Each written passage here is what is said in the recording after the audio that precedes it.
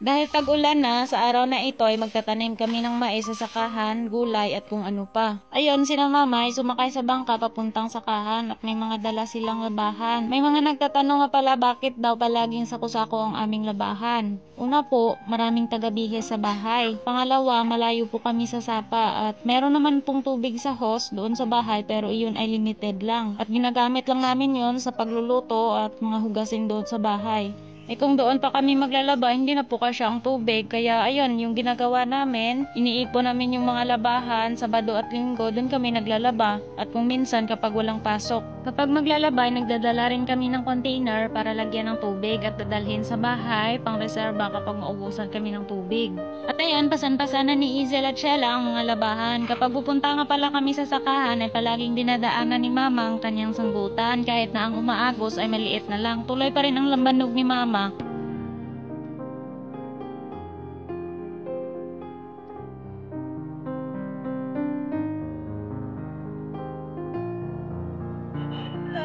Pagkatapos si Mama ay dumiretso na sa sapa kung saan kami naglalaba para makapaglaba na dahil magtatanim pa kami ng mais. Pagdating namin dito, tingin namin ay hindi maganda ang tubig at maliit lang ang umaagos at ang sabi ni Mama, lumipat na lang daw. Kaya ayun, doon kami pumunta sa balon malapit sa sakahan namin kaya dito na lang naglaba.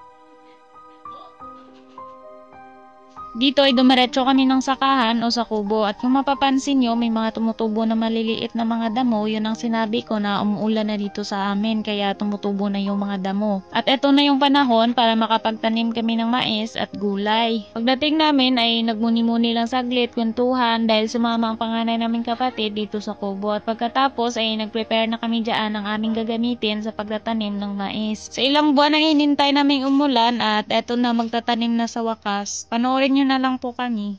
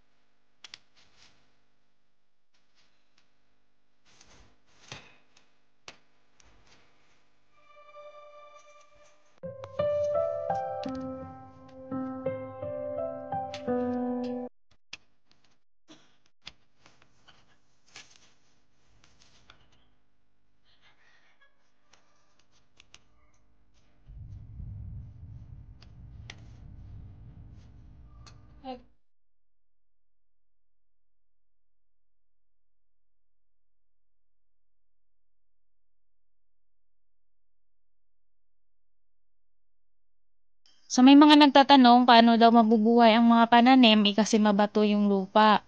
I-update ko na lang po kayo after 2 months at makikita niyo po ang resulta ng aming mga tinanim. At ayan lang muna, maraming salamat po ulit. Mag-ingat po kayo palagi at God bless po.